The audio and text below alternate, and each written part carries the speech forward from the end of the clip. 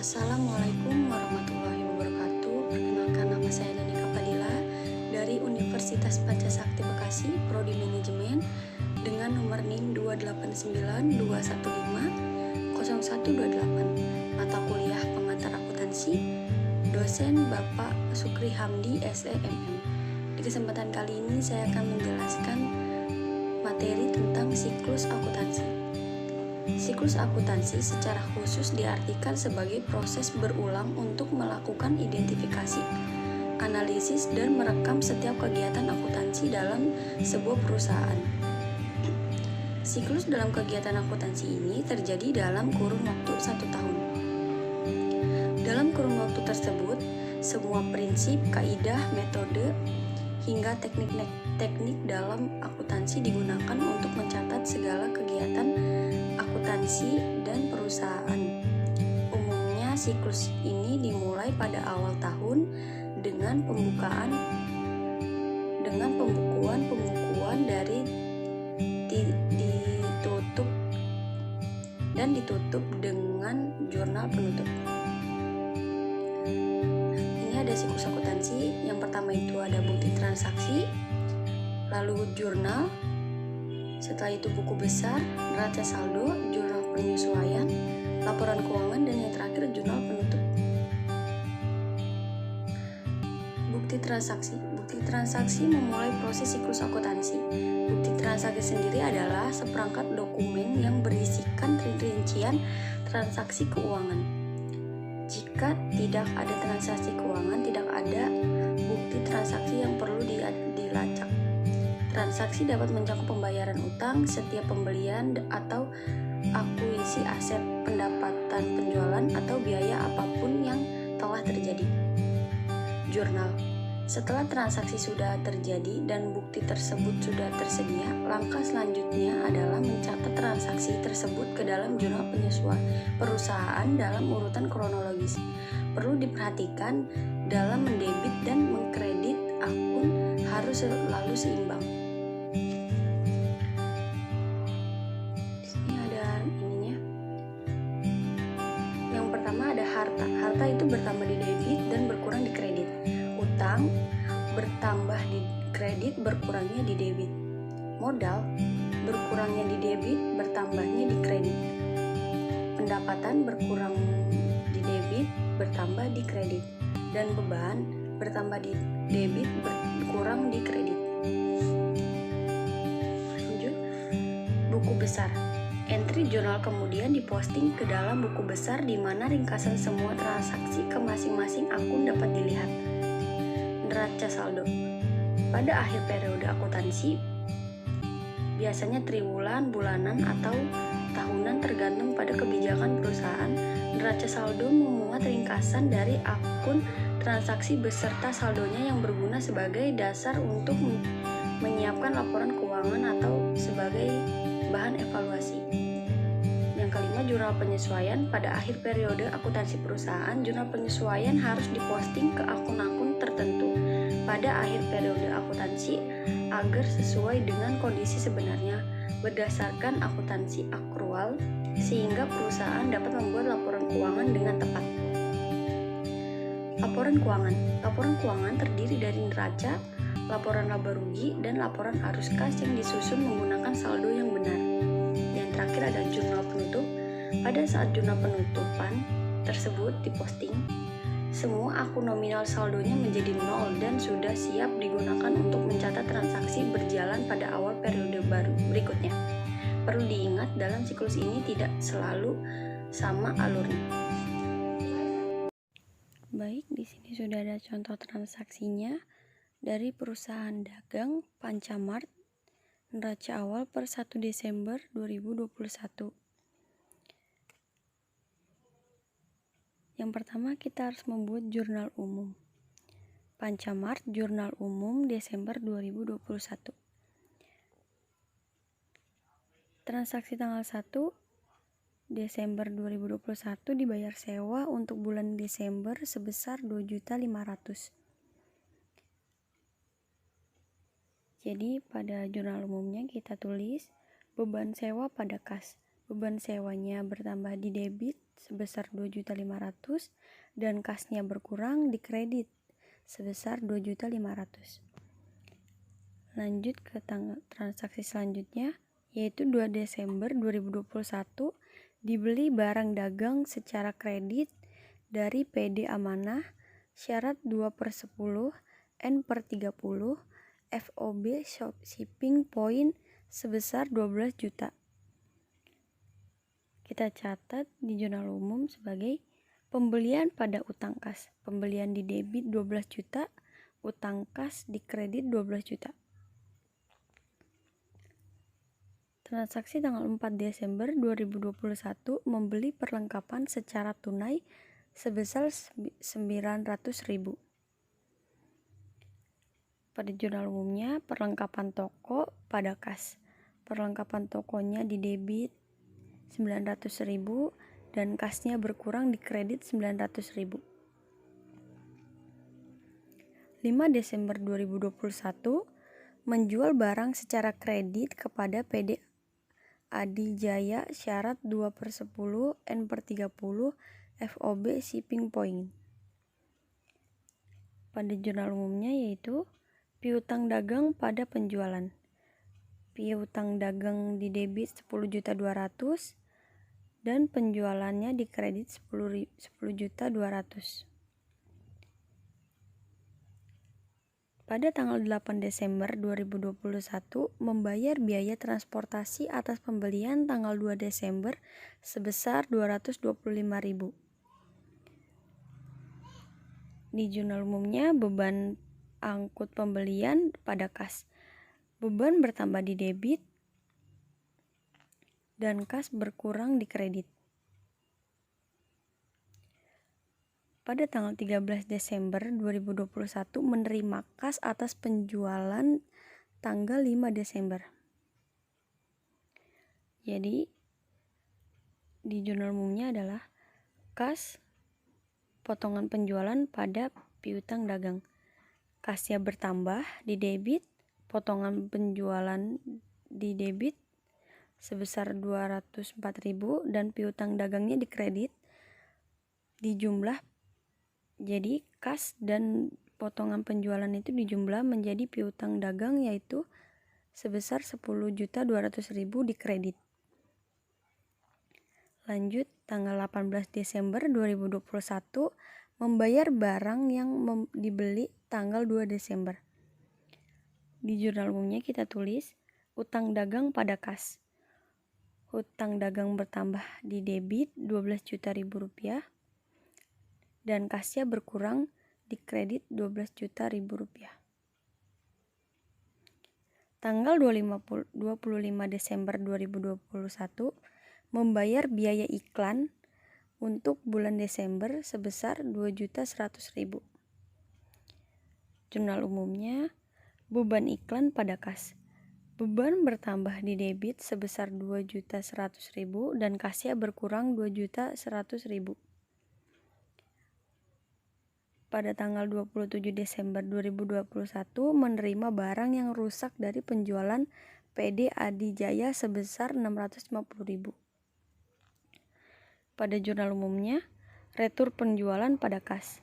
Retur penjualan di debit 650.000 dan kas di kredit 650.000. Yang terakhir, transaksi tanggal 29 Desember 2021 membeli peralatan secara tunai sebesar 13.400.000. Di jurnal umumnya kita tulis peralatan toko pada kas. Peralatan toko di debit sebesar 13.400.000 dan kasnya berkurang 13.400.000 di kredit. Jadi total debit dan kredit balance yaitu 64.175.000. Yang selanjutnya kita akan membuat buku besar. Buku besar dibuat itu per akun ya.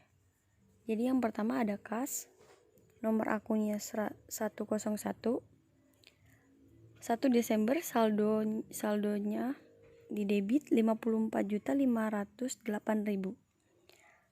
Membayar sewa di kredit 2.500.000, jadi debit dikurang kredit 54.508.000 dikurang 2.500.000 menjadi 52.008.000. Pada 4 Desember beli perlengkapan di kredit 900.000 dikurang lagi 52.008.000 dikurang 900.000 menjadi 51.108.000. 8 Desember beban angkut pembelian di kredit sebesar 225.000 dikurang lagi 51.108.000 dikurang 225.000 menjadi 50.883.000. Pada tanggal 13 Desember penerima piutang di debit sebesar 9.996.000. Jadi saldonya bertambah di debit menjadi 60.879.000. Selanjutnya bayar utang di kredit sebesar 12 juta. Saldonya berkurang lagi menjadi 48.879.000. Tanggal 25 Desember bayar iklan di kredit sebesar 2.100.000 di debit menjadi 46.779.000. Selanjutnya retur penjualan di kredit sebesar 650.000, saldonya berkurang lagi menjadi 46.129.000. Dan yang terakhir tanggal 29 Desember membeli peralatan di kredit sebesar 13.400.000, saldonya berkurang lagi menjadi 32.729.000. Ini total akun pada kas.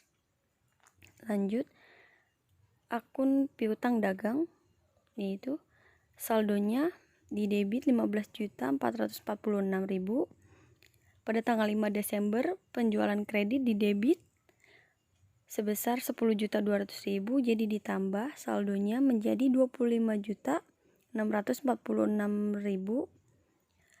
Dan pada tanggal 13 Desember terima piutang di kredit menjadi sebesar 10.200.000, saldonya menjadi berkurang yaitu 15.446.000.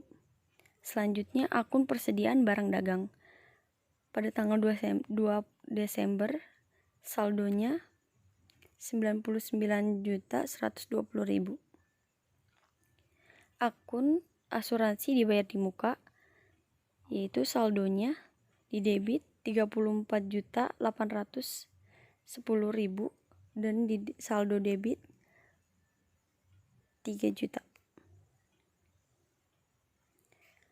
Akun perlengkapan toko, yaitu 1 Desember saldonya di debit 2.320.000. Pada tanggal 4 Desember beli perlengkapan toko di debit 900.000 menjadi bertambah saldonya yaitu 3.220.000. Selanjutnya akun peralatan toko. 1 Desember saldonya 43.440.000. Pada tanggal 29 Desember beli peralatan toko di debit 13.400.000. Saldonya bertambah menjadi 56.840.000. Selanjutnya akun modal. Saldonya di kredit menjadi 143.416.000. Lanjut akun Prive. Saldonya di debit sebesar 10 juta. Lanjut akun akumulasi penyusutan peralatan toko. Pada 1 Desember saldonya di kredit sebesar 10.080.000. Akun utang dagang. 1 Desember saldonya di kredit sebesar 10.040.000. Tanggal 2 Desember beli barang dagang di kredit sebesar 12 juta rupiah. Jadi di kredit bertambah menjadi 22.040.000. Pada tanggal 18 Desember, pelunasan utang di debit sebesar 12 juta dan di kredit berkurang menjadi 10.040.000. Lanjut akun penjualan. Pada tanggal 1 Desember, saldonya itu 644.310.000. Tanggal 5 Desember, penjualan kredit di kredit sebesar 10.200.000 menjadi bertambah di kredit saldonya menjadi 654.510.000. Akun retur penjualan, saldonya di debit 12.680.000. Pada tanggal 27 Desember, retur penjualan di debit 650.000. Jadi saldonya bertambah menjadi 13.330.000. Selanjutnya akun potongan penjualan, saldonya di debit 4.400.000. Pada tanggal 13 Desember, potongan penjualan di debit sebesar 204.000. Jadi saldonya bertambah menjadi 4.604.000 di debit. Lanjut akun pembelian, saldonya di debit sebesar 436.952.000. Pada tanggal 2 Desember, beli barang dagang di debit sebesar 12 juta rupiah. Saldonya bertambah menjadi 448.952.000. Akun retur pembelian yaitu saldonya di kredit sebesar 2 juta. Akun potongan pembelian, saldonya di kredit sebesar 500.000. Akun beban angkut pembelian, saldonya di debit 600.000. Pada tanggal 8 Desember, beban angkut pembelian di debit sebesar 225.000. Jadi saldonya bertambah menjadi 825.000. Lanjut akun beban angkut penjualan, saldonya itu ada di debit sebesar 480.000. Akun beban gaji bagian penjualan, saldonya ada di debit sebesar 61.680.000. Akun beban iklan, saldonya di debit 16.400.000. Pada tanggal 25 Desember, beban iklan di debit sebesar 2.100.000. Saldonya bertambah menjadi 18.500.000. Akun beban penjualan lain-lain, saldonya 2.240.000. Lanjut akun beban gaji bagian kantor, saldonya di debit sebesar 24.240.000. Akun beban sewa pada tanggal 1 Desember, saldonya di debit sebesar 21.520.000. Tanggal 1 Desember, beban sewa di debit sebesar 2.500.000. Saldonya bertambah di debit menjadi 24.020.000. Dan yang terakhir akun beban administrasi lain-lain, saldonya di debit sebesar 1.320.000. Lanjut ke neraca saldo. Neraca saldo sebelum penyesuaian periode 31 Desember 2021. Ini tinggal dimasukin saja jumlah-jumlahnya dari kas, piutang dagang dan sebagainya. Contohnya kayak beban administrasi lain-lainnya. Kita lihat di sini saldonya itu ada di debit sebesar 1.320.000. Kita tulis lagi di sini di debit sebesar 1.320.000. Kasnya di debit sebesar 32.729.000. Piutang dagang sebesar 15.446.000. Persediaan barang dagang 99.120.000 dan seterusnya. Jadi total debit dan kredit di sini 820.546.000 dan di kredit juga sama menjadi balance. Lanjut ke jurnal penyesuaian. Di sini ada transaksi baru, yaitu yang pertama, persediaan barang dagang pada tanggal 31 Desember adalah sebesar 75.854.000. Kita tulis di sini tanggal 31 Desember, ikhtisar laba rugi persediaan barang dagang awal pada persediaan barang dagang akhir pada ikhtisar laba rugi. Ikhtisar laba ruginya didebit sebesar 99.120.000, persediaan barang dagang awal dikredit 999.120.000, persediaan barang dagang akhir sebesar didebit 75.854.000, pada ikhtisar laba rugi dikredit juga 75.854.000. Yang kedua, asuransi yang terpakai sebesar 1.500.000. Ditulisnya 31 Desember, beban asuransi pada asuransi dibayar di muka. Beban asuransi didebit sebesar 1.500.000, asuransi dibayar di muka dikredit sebesar 1.500.000. Perlengkapan yang tersisa sebesar 800.000. Jadi pada tanggal 31 Desember ditulis beban perlengkapan pada perlengkapan. Beban perlengkapan didebit sebesar 2.420.000, perlengkapannya dikredit 2.420.000. Yang keempat, penyusutan peralatan sebesar 7.200.000. Jadi pada tanggal 31 Desember, beban penyusutan peralatan pada akumulasi penyusutan peralatan. Beban penyusutan peralatan didebit sebesar 7.200.000, pada akumulasi penyusutan peralatan dikredit sebesar 7.200.000. Yang terakhir, gaji yang belum dibayar yaitu gaji bagian penjualan sebesar 900.000 dan gaji bagian kantor sebesar 700.000. Jadi, beban gaji bagian penjualan pada utang gaji bagian penjualan pada beban gaji bagian kantor dan utang gaji bagian kantor. Beban bertambah didebit sebesar 900.000 dan utang gaji bagian penjualan dikredit sebesar 900.000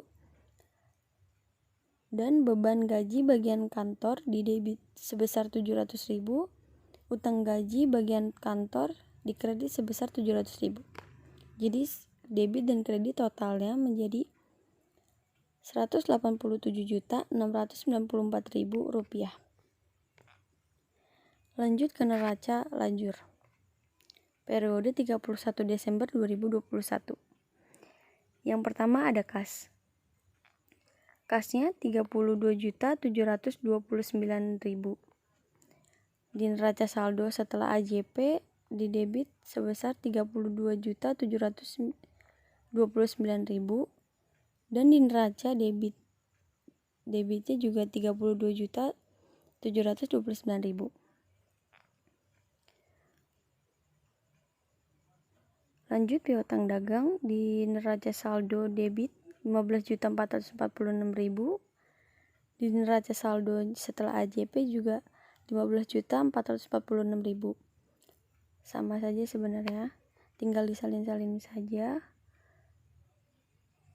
Dan yang persediaan barang dagang di neraca saldo 99.120.000, di AJP debit 54.854.000 dan dikredit sebesar 99.120.000. Neraca saldo setelah AJP 75.854.000 didebit menjadi 75.854.000 dan seterusnya seperti itu.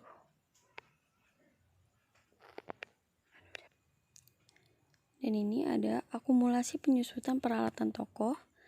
Di neraca saldo dikredit sebesar 10.080.000, di AJP dikredit sebesar 7.200.000 dan neraca saldo setelah AJP menjadi 17.280.000. Jadi ditambah kredit dan kredit menjadi 17.280.000 dan di neracanya dikredit 17.280.000. Dan yang lainnya tinggal disalin dan ditambah-tambah aja. Lanjut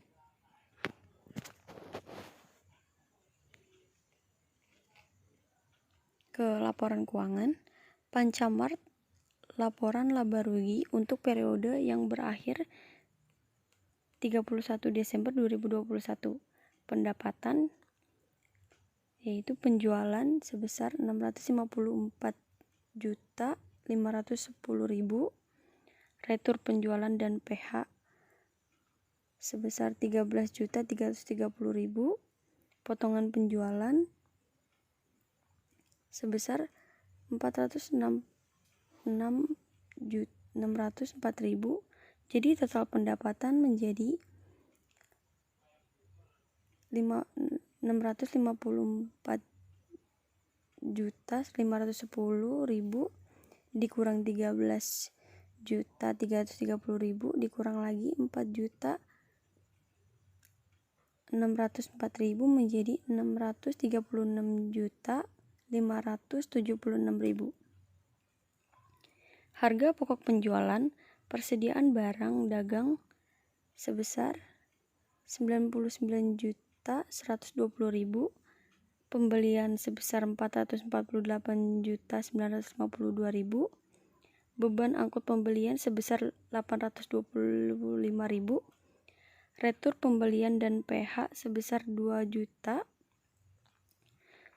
dan potongan pembelian sebesar 500.000 menjadi pembelian bersih sama dengan 447.277.000. Barang persediaan untuk dijual sebesar 546.329.000. Persediaan barang dagang 75.854.000. Jadi harga pokok penjualan sama dengan 470.543.000. Laba kotor atas barang dagang sebesar 166.033.000. Beban yaitu ada beban angkut penjualan sebesar 480.000, beban gaji bagian penjualan 62.580.000, beban iklan sama dengan 18.500.000, beban penjualan lain-lain sebesar 18.500.000, beban bagian kantor sebesar 24.940.000, beban sewa sebesar 24.020.000, beban administrasi lain-lain sebesar 1.320.000, beban asuransi 1.500.000, beban perlengkapan tokoh 2.420.000, beban penyusutan peralatan tokoh sebesar 7.200.000. Jadi total beban menjadi 145.200.000. Laba rugi sama dengan 20.833.000. Lanjut ke Pancamart laporan perubahan ekuitas untuk periode yang berakhir tanggal 31 Desember 2021. Modal 1 Desember 2021.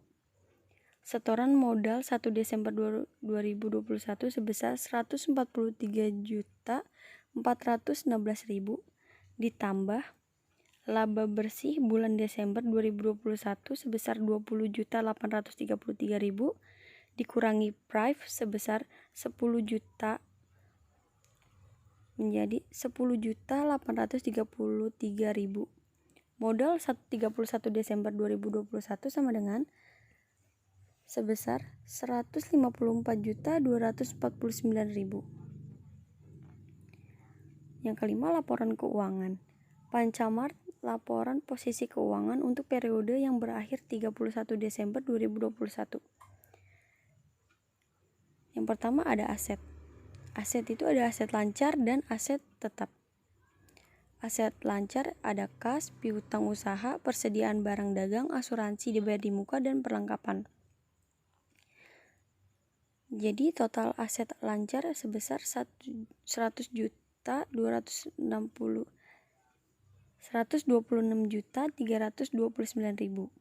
Aset tetap ada peralatan dan akumulasi penyusutan peralatan. Total aset tetap menjadi 39.560.000. Jadi total aset lancar ditambah total aset tetap menjadi 165.889.000.